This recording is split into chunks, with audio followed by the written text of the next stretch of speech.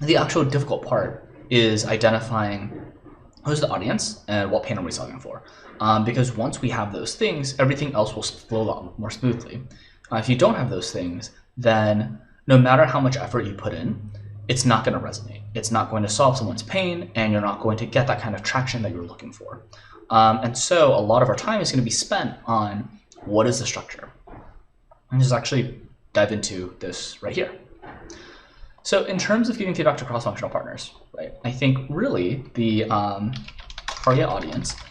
So first off, the great thing about using a computer is that you can edit things all the time. And so that means that you can start with a draft and then turn it into an actual output later. So here I'm just repurposing the slide itself right here. Like, yeah, I could add it into speaker notes. Yeah, I could, put it in some other slide to work on, but I'm just going to work off of this particular slide here. So in terms of the target audience, I'm looking at entry-level PMs to mid-level PMs with the pain of I regularly work with other stakeholders, but I wish I could get them to change their behaviors more effectively. What's the best practice guide to get them to listen to me, take me seriously, and act on it? Something like this. And again, like, this is not something that you necessarily have to put into your final presentation. This is just something that you are using to guide the rest of your thoughts. So let me just see here. So, we are targeting folks who are already working in the product management role, right? And so that means we don't have to define what does product management look like, what does it mean. We don't have to deal with people management. What I mean by that is we don't have to worry about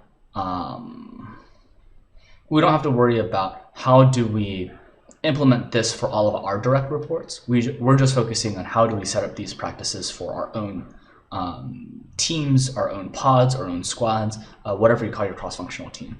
And so that then helps us to crystallize what is in scope, what's out of scope. And the pain is, I want to work more effectively with other stakeholders. Like, I know that other stakeholders are important. I've tried working with them, and sometimes it's just hard to get on the same page with them. Sometimes it's just hard to know how to give feedback without offending them, right? Like, and how do I do this in a way where I'm not offending them or making them feel bad, right? I think you generally get kind of a spectrum of personalities who become product managers. You have some folks who are very rational, who are very business driven. And so the great thing about that is that, they can be very, they can be objective in terms of identifying what are the problems with the way that other people work. But the challenge there is that sometimes this more rational personality or this more direct personality can come across very blunt. And what that does is it hurts relationships and it makes it very difficult for others to want to work with them. And so we want to help this kind of person understand how do other people perceive their feedback, right? What are some ways in which they can increase the impact of their feedback by positioning it in a way that is more compassionate and more empathetic? It's not, hey, here are all of these, here are all these things to consider. Like, here's all this squishy fluff, or here is the, here is the criticism sandwich, right? Where you say, hey, here's the thing that you did well, and here's the thing that you totally sucked at, and here's the thing that you did well, right? Because then people are not going to listen to the things that they did well. They know that you're giving them the criticism sandwich, and so that's not effective. How do you compassionately give them feedback in a way that, yes, is going to disappoint them in the short run, but they take as you caring about them for real, right? And so that's one kind of personality. And then, on the other side of the spectrum is you have these very caring and empathetic folks who really want everyone to be in harmony with each other. They don't want to create confrontation. They know that there are issues with the way the team is working, but they don't quite know how to give that feedback in a way that's going to burn bridges, right? And so basically you have folks who are either, way too fast at burning bridges, or folks who are just never willing to even risk a potential confrontation in terms of driving that growth. And we want to help everyone kind of along this spectrum, no matter where you are, in terms of delivering more valuable feedback that is compassionate yet actionable. So that is what we're trying to get to. So that was a lot to talk through, but now we know what it is that we're trying to do. And so first, the thing that I like to begin with is to set the context, right? I think if folks don't agree that the topic is important, then there's not really any incentive to keep listening. And so we want to set the base, the foundation of why does this discussion even matter, right? So the way that I think about it, right, is if you're going to give feedback to other people, right, well, why are you giving feedback to other people, right? Because you need them to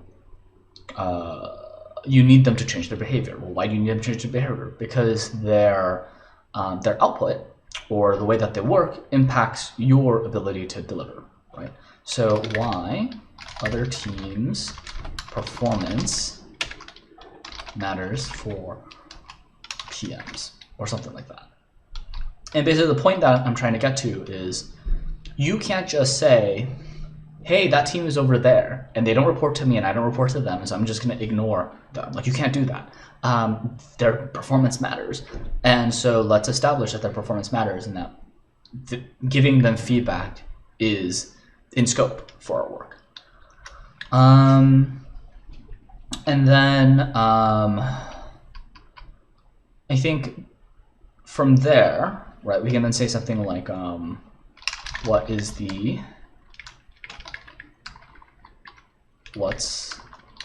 the point of feedback? So basically we've established that, hey, we're working with other folks.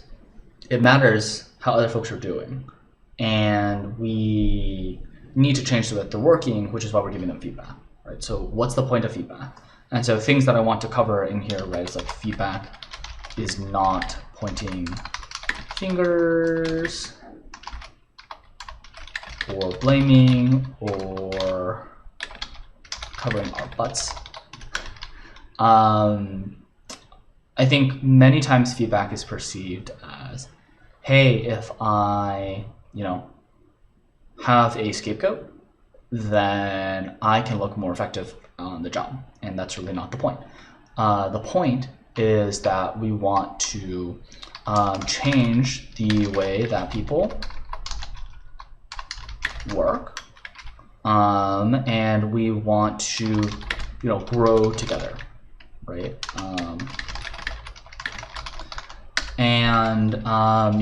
We want to focus on processes and not outcomes, but focus. And so something that I see a lot is when people are giving feedback, a lot of the feedback is on the end result. And many times that end result is not something that the other party could have had influence over. It's a lot more helpful to give feedback about changing the way that they work. That's something that can actually change. There are just some things where you can tell them, hey, this is the end result. It's a bad end result, and I think it's your fault, right? But then you don't say what is it they should change about how they do work. That's not effective feedback, right? That's just finger pointing. And so you want to focus on changing the process, right? Something that I see a lot is many times product managers will look at designs and they'll say, oh, I don't like that you picked the color red. I think this color should be purple. And then they say, okay, I've given you feedback. That's not helpful, right? Because what is the thought process for which a designer should decide in the future that in that instance they should have used purple instead of red, right? If you don't give them the framework for thinking about the decision, then you will need to micromanage them all the time. And you don't have the time for that because you have to work with so many other folks. And it hurts their ability to grow, right? You want to arm people with their own decision-making frameworks. You want people to be empowered to make decisions without you, because that's how you're going to scale and grow the team. When people are like, hey, this word is wrong and I'm going to change this word, or I don't like this flow, the flow should look this way instead, they don't typically talk about, I need it to be this way because here are all the underlying reasons. In the future, when you're deciding between these kinds of flows, these are the things to prioritize. These are the things to deprioritize, right? Like when you give them a system for working, then they can replicate that system. Whereas if you're simply focused on outcomes, it's very hard to guess what the rules are, right? Say that you have 20 touch points with your with one particular designer over the course of 3 months, and in those 20 touch points, right, you critique their choice of words or their colors or their positioning of particular elements or their user flows or what have you, but you don't tell them why they need to change the way that they're working, right? If you do that, they're going to be really afraid to show you stuff, right? They're going to basically assume that you're going to throw random wrenches in the works. That's not what we're doing. We have a logic, we have a rationale. Like there's a reason why we're asking them to change the way that they're doing things. But if they don't know that reason, they cannot make the correct decision without you, right? And you don't want to hamper people that way. It's incredibly demoralizing to get things corrected all of the time. And it's not a good way to work.